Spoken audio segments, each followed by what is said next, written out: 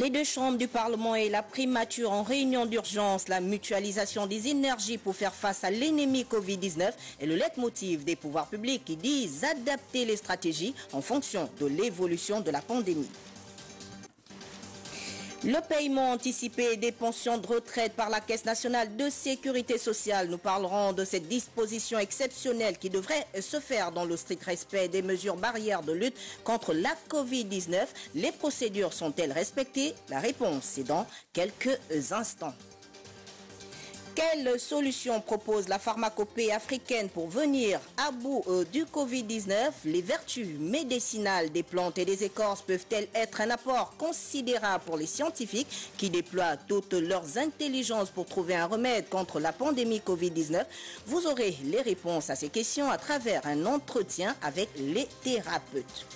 Et puis dans ce journal, un entretien exclusif avec le médecin colonel Martin Simapiobert. Il est le responsable de la surveillance épidémiologique contre la Covid-19. Avec lui, nous aborderons les questions relatives à la sécurité de nos frontières durant cette période.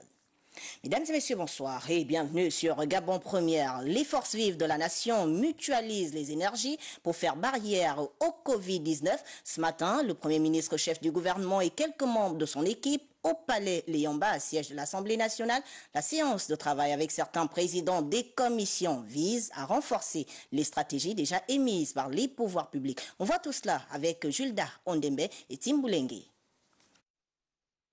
Dans le cadre de la lutte contre la pandémie du Covid-19, le Premier ministre chef du gouvernement, Julien Kogué-Bekale, assisté respectivement des ministres de l'économie, de la santé, du commerce et de la fonction publique, est venu présenter et soumettre au président de l'Assemblée nationale et à quelques présidents des commissions générales permanentes les stratégies mises en place par l'exécutif afin de freiner la propagation du coronavirus avant de recueillir des avis et des conseils de la représentation nationale.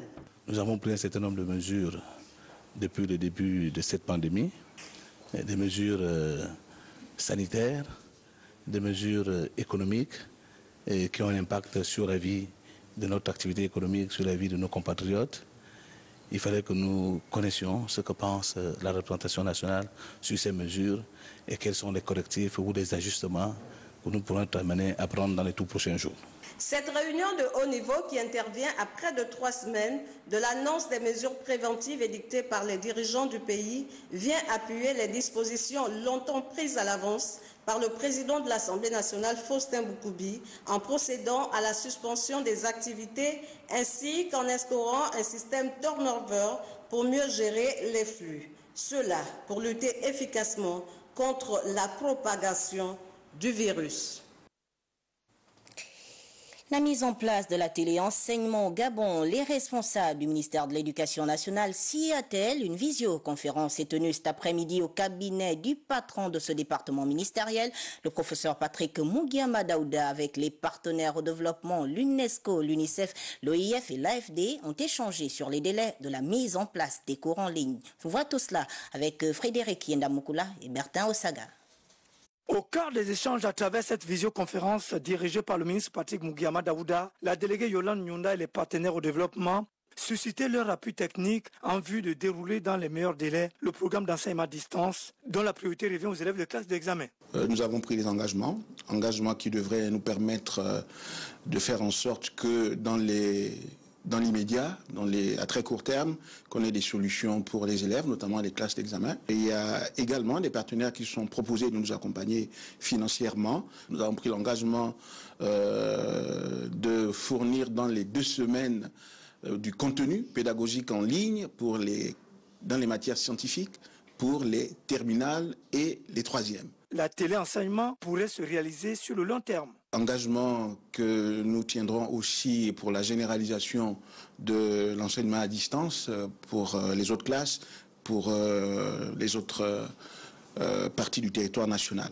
Comment les élèves pourraient-ils être évalués? Nous ne sommes pas encore dans une perspective d'évaluer les élèves parce que nous estimons que nous sommes dans une hypothèse qui prévoit que les cours vont reprendre et nous aurons le temps de rattraper le mois et demi de cours qui nous reste. Les partenaires ont accordé leur cutus à l'issue de cette séance de travail. Construire une stratégie nationale sur laquelle nous sommes déjà engagés à vos côtés et qu'on pourra partager au plus vite avec tous les autres partenaires. L'Agence universelle de la francophonie a une expertise avérée en la matière. L'effectivité du programme d'enseignement à distance par le truchement des différents canaux de communication permettrait irréductiblement de maintenir le niveau des apprenants en cette période de crise sanitaire due à la pandémie du coronavirus. Allons-y à Makoko, dans la province de Logoué-Vindo, où nous essayons de joindre notre correspondant Benjamin Evin Miné. Bonsoir Benjamin.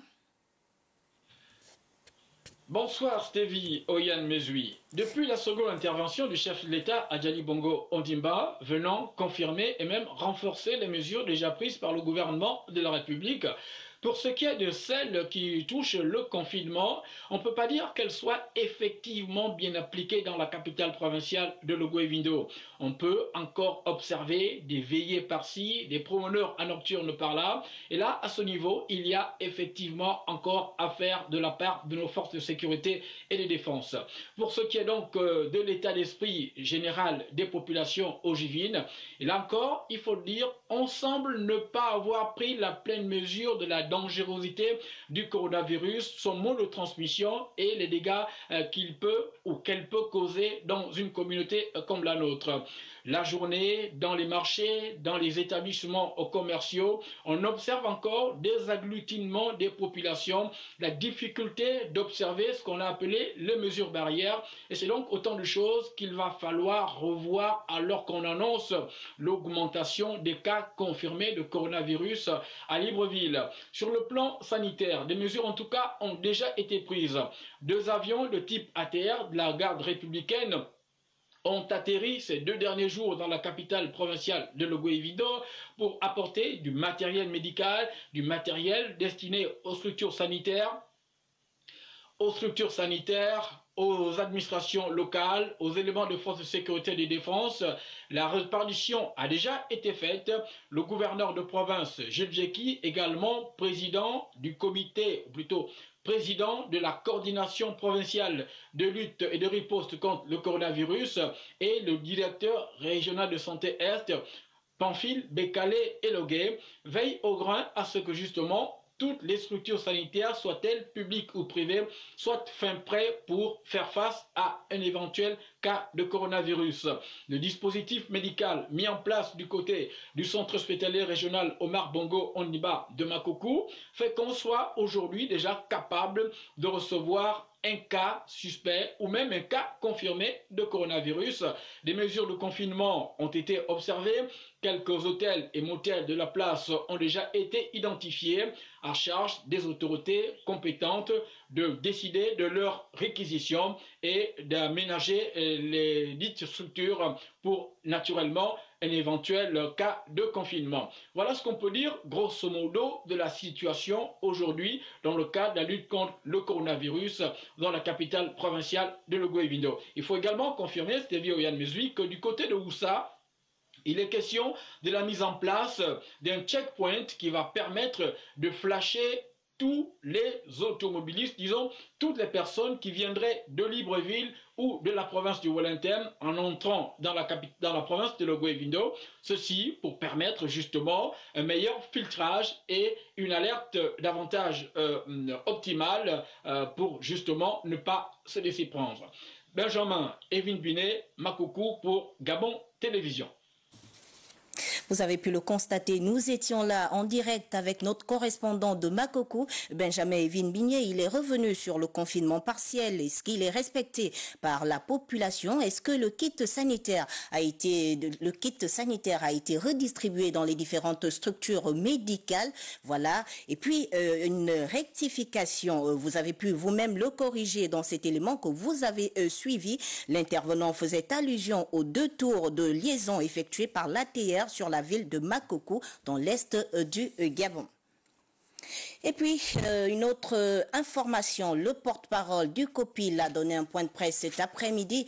Un cas guéri, 3 nouveaux cas testés positifs, dont 1 à Bitam et 2 autres à Libreville. Le Gabon compte donc à ce jour un seul décès sur les 21 cas déclarés, dont vous aurez un extrait de toutes ces informations au cours de ce journal. Je vous l'ai dit en titre, nous recevons sur ce plateau un invité. Il s'agit du médecin colonel Martin Simapio-Aubert. C'est bien cela? Sipami-Aubert, je m'en excuse. Vous êtes le responsable de la surveillance épidémiologique contre la Covid-19. Donc, il est question de nous dire un peu de quoi s'agit-il concrètement, surveillance épidémiologique. En quoi consiste votre travail? Merci. Alors, la surveillance épidémiologique a deux objectifs, on va dire, majeurs. Dresser le profil épidémiologique dans le monde et aussi bien au niveau national. Alors, pour le faire au niveau national, nous avons la surveillance aux portes d'entrée, notamment aériennes, maritimes et terrestres. Nous avons également la gestion des alertes et l'investigation, donc un travail de terrain qui va chercher à aller sur le terrain pour pouvoir déterminer s'il y a ce qu'on appelle un lien épidémiologique. Il y a également le suivi des contacts, et ça c'est une grosse activité parce que c'est ce suivi qui permet de circonscrire l'épidémie, donc limiter ses effets. Donc comment peut-on expliquer tous ces cas aujourd'hui, l'évolution des cas? Qu'est-ce qui s'est passé concrètement au niveau de l'aéroport? Est-ce qu'il y a eu fuite? Est-ce qu'à ce moment, les équipements mis à votre disposition n'étaient pas suffisamment performants pour détecter de prime abord tous ces cas? Non, le principe de la détection, notamment au niveau de l'aéroport, répond à la détection, la recherche de la fièvre. D'accord. Alors un malade aujourd'hui peut passer, ne pas présenter de fièvre et donc ne pas être détecté. Donc, et vous-même qui êtes au contact en fait de la population, est-ce qu'à un moment donné, ce n'est pas risqué? Est-ce que vous-même, vous n'êtes pas à un moment donné exposé au risque de contamination? Si, l'exposition est certaine. Maintenant, il faut savoir que l'on travaille avec des équipements adaptés qui nous permettent de nous protéger. Aujourd'hui, on connaît bien les modes de transmission, donc ça permet d'adapter les équipements de protection individuels. Et on respecte également les mesures barrières, c'est-à-dire le respect de la distance. Et tout cela combiné fait que nous travaillons de façon protégée. D'accord, merci d'être passé sur le plateau de Gabon Première. Je rappelle aux téléspectateurs que vous êtes Martin Simapio, là je l'ai bien dit, vous êtes le responsable de la surveillance épidémiologique contre la Covid-19. Je vous le disais tout à l'heure, un extrait que vous devrez avoir, un extrait du porte-parole du COPIL. Écoutons le docteur Guy-Patrick Ndombian. Le premier cas déclaré positif au Covid-19 est guéri après 21 jours d'hospitalisation à l'hôpital des instructions des armées Omar Bongo. C'est l'occasion ici de féliciter l'équipe médicale de cet hôpital qui a suivi avec beaucoup de professionnalisme notre compatriote. Sur le plan épidémiologique, notre pays vient d'enregistrer 3 nouveaux cas positifs au Covid-19, soit un total de 21 cas contaminés, dont un décès et un patient guéri. Nous avons enregistré un premier cas hors de Libreville, dans la ville de Bitam. Il s'agit d'une compatriote de 32 ans, étudiante au Cameroun, qui est récemment rentrée suite à la fermeture des établissements scolaires et universitaires au Cameroun. À son arrivée à la frontière des Boros, la compatriote a été aussitôt mise en quarantaine par l'équipe médicale de Bitam. Les prélèvements effectués et analysés au CERMEL montrent un résultat positif au Covid-19.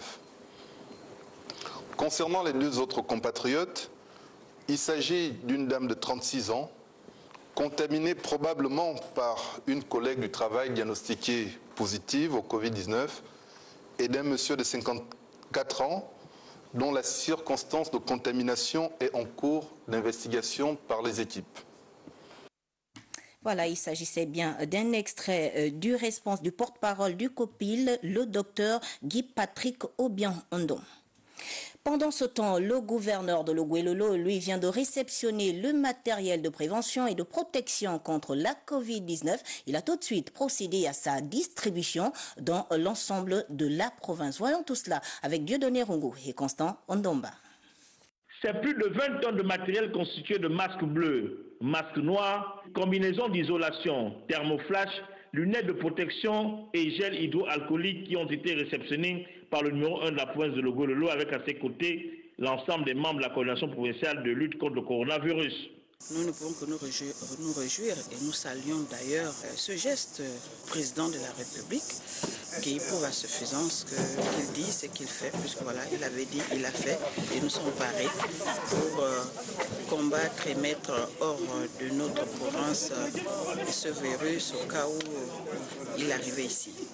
Afin de pouvoir le disperser dans la province de Logololo, une synthèse s'imposait et un rappel à la bonne utilisation se devait d'être fait. Il ne sera pas élégant, encore moins religieux, que nous apprenons qu'il y a un infirmier à Kulamoutou qui a été saisi pour vol des intrants. Un infirmier ou un personnel de santé qui s'amusera à vendre ce matériel sera aussi traduit. Voici qui est clair. La province de Logololo, par cette dotation, peut certainement déjà se prémunir de cette pandémie, bien que dans le lot se trouvent absents les tests d'analyse. L'actualité, c'est aussi le paiement anticipé des pensions de retraite par la Caisse nationale de sécurité sociale, une mesure exceptionnelle qui se fait dans le strict respect des mesures barrières de lutte contre la Covid-19. Au deuxième jour de cette opération, nos reporters Guy Frendongbian et Victor Mundunga se sont rendus au siège de la CNSS et ses agences pour constater la mise en place du dispositif. Application du gel hydroalcoolique et prise de température avant l'identification et le passage à la Caisse nationale de sécurité sociale veille au respect strict des mesures barrières. Fini les files d'attente et les bousculades des temps ordinaires, le dispositif mis en place permet la fluidité. Là, c'est normalisé. En moins de 10 minutes, on a terminé. J'y vais maintenant à la banque. Je suis satisfait, vraiment, je suis content. Il n'y a pas de bousculage, on servi tranquille. Vous voyez comment on m'a servi, même pas une seconde. À l'agence d'Akanda, on retrouve la même organisation. En cette période de propagation du Covid-19, la CNSS prend toutes les dispositions nécessaires pour faire barrière à la pandémie. Nous sommes tenus d'appliquer ce dispositif-là, mis en place par le comité de riposte contre le Covid-19, mis en place par la direction générale, par ce comité de direction. Et nous avons eu à anticiper ce paiement, évidemment, pour éviter de nous retrouver avec une concentration maximale de nos usagers qui, généralement, lors des paiements ordinaires, viennent tous le même jour. Et pour pouvoir respecter ce dispositif mis en place, nous avons anticipé en mettant en place des paiements par ordre alphabétique. Pour les grabataires, des dispositions particulières ont été prises. C'est la population la plus sensible et la plus exposée. Et ce sont des personnes qui déjà se font payer à domicile. Et dans le cadre de la lutte contre le Covid-19, nous sommes tenus de respecter le même dispositif. Toutes les agences du pays mettent en application ce dispositif qui, pour la CNSS, permet de stopper la contamination dans ces différents locaux. La coalition syndicale des amateurs du commerce vient de tenir un point de presse. Elle soutient les mesures barrières énoncées par le gouvernement pour lutter contre la Covid-19. Cependant, elle souhaite que les pouvoirs publics allègent les taxes et les amendes souvent infligées par les agents contrôleurs. Écoutons Jonas Mounyenge Bembo, il est au micro de Gérard Magnagna. Nous venons à ce jour pour la coutume réitérer notre engagement d'accompagner le gouvernement dans toute mesure allant dans le sens déjà fixé, notamment l'ouverture des magasins de 6h à 19h30 dans la périphérie, l'ouverture des magasins de 6h à 15h dans les marchés. Mais force est de constater, malgré nos efforts consécutifs au respect des règles citées si haut, les administrations de contrôle ne cessent d'arnaquer les commerçants et de piller leurs biens.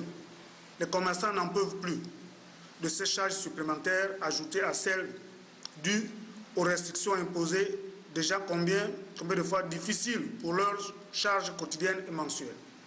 C'est pourquoi nous proposons la suppression des contrôles non nécessaires à la situation actuelle, la suppression des saisies de cartes de séjour et des denrées alimentaires propres à la consommation, les fermetures abusives des épiceries et autres magasins d'alimentation.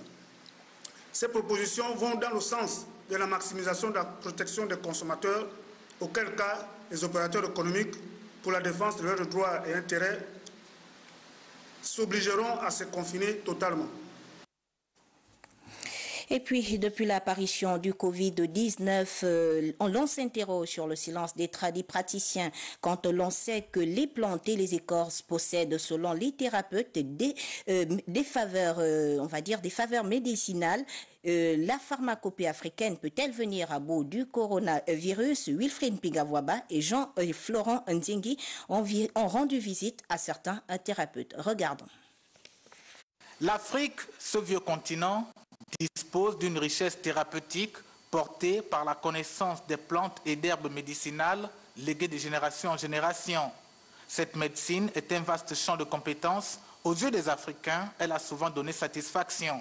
Face au coronavirus, les tradipraticiens et les autres derniers remparts de cette pharmacopée ont subitement perdu leur verbe.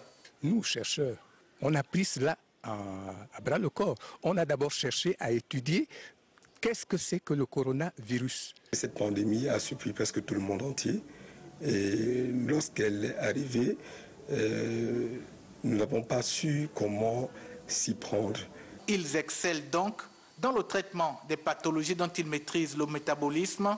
Le coronavirus, nouvelle bactérie invisible à l'œil nu, insignifiante mais très dangereuse, est une équation à plusieurs inconnus pour les thérapeutes africains. Nous nous sommes regroupés, nous les leaders, pour pouvoir trouver des pistes et des solutions. Comment est-ce que la nature, la mère nature peut nous procurer donc cette recette. Ce qui nous gêne un tout petit peu, c'est qu'il n'y a pas encore mariage entre la médecine moderne et la médecine traditionnelle. Mais autrement dit, vraiment nous travaillons. Réfutés par la communauté scientifique, les tradipraticiens estiment que la pharmacopée africaine, quelle que soit la pathologie, peut aider la science moderne. Et sur les potions magiques partagées sur les réseaux sociaux, nos reporters ont baladé le micro dans les rues de la capitale gabonaise pour recueillir leurs avis, les dangers qui peuvent découler de cette consommation. Regardez.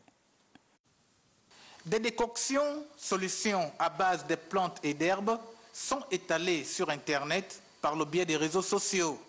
Les internautes du monde, singulièrement ceux du Gabon, découvrent cet éventail de potions et dans un désespoir croissant, s'adonnent à des tests ou des soins inappropriés aux conséquences irréversibles. Je ne suis pas vraiment sûr que ces potions, ça sonne vraiment le coronavirus. Sur Internet, j'ai vu, beaucoup de gens disent que la Guinness, le Coca, le Sprite mélangé avec la Dopel soignent le coronavirus. Entre-temps, tout ça, c'est des formules stupides en fait. Tout ce qui est publié sur Internet, ce n'est que des amusements qu'ils veulent faire. Et en temps, ils ne voient pas d'abord la gravité du coronavirus. Tisane à base de gingembre et mixture de feuilles toxiques ou d'écorce de bois amère, les Gabonais sont partagés devant autant de recettes miracles dont la véracité du produit et la moralité des auteurs suscitent des questionnements et invitent à la prudence. C'est des fake news. Il ne faut pas prêter attention à tout ça. Le bain de vapeur, on ne sait pas si c'est adapté. Donc, dans le cas du coronavirus, je pense qu'il ne vaut mieux pas s'aventurer dans ce genre de choses. La médecine traditionnelle est à prendre en considération, mais dans une situation vraiment critique comme celle que nous traversons actuellement là, il vaut mieux prendre les choses beaucoup plus au sérieux. La dangerosité de l'automédication pour la santé n'est plus approuvée. La vie n'ayant aucun prix, l'idéal devant l'apparition des symptômes du Covid-19 reste une consultation médicale dans un centre hospitalier indiqué. Le président de l'Organisation des chercheurs et tradipraticiens du Gabon félicite et encourage le gouvernement pour toutes les mesures barrières prises pour éviter les risques de propagation du Covid-19 dans notre pays. Ce dernier appelle au respect scrupuleux des dites mesures. Nous l'écoutons. Il est au micro d'Annie Kankassa.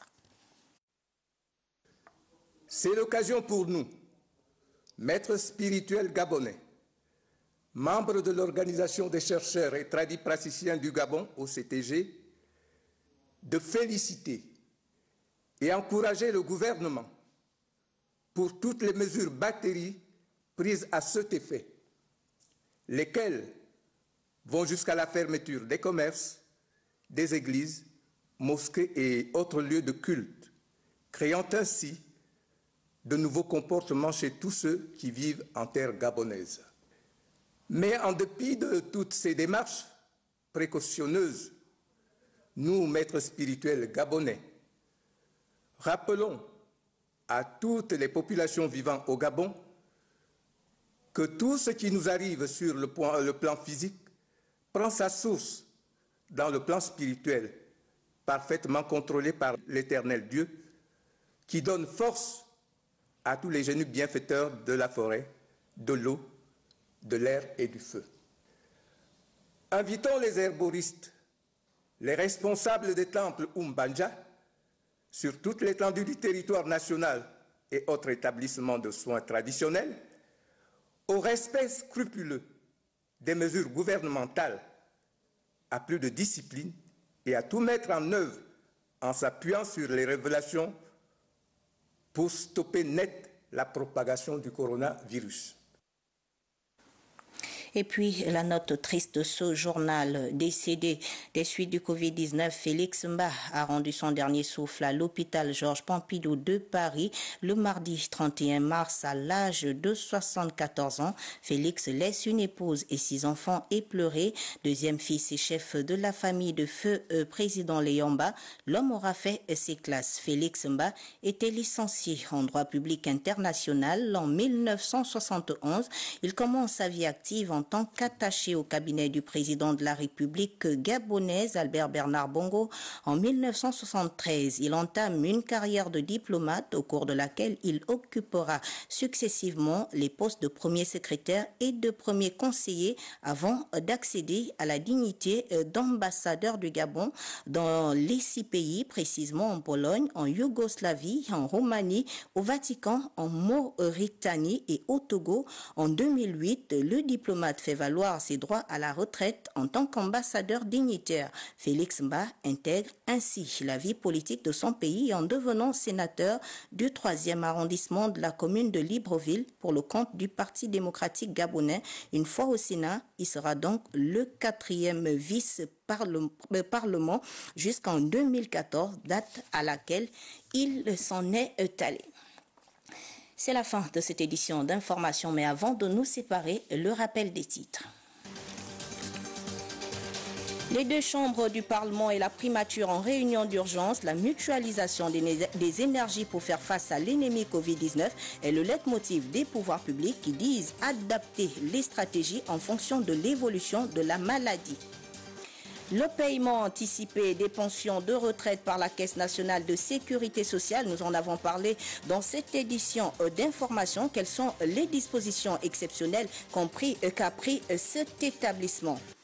Quelle solution propose la pharmacopée africaine pour venir à bout du Covid-19? Les vertus médicinales des plantes et des écorces peuvent-elles être un apport considérable pour les scientifiques qui déploient toutes leurs intelligences pour trouver un remède contre la pandémie? Wilfried Bingavwamba a répondu à cette interrogation.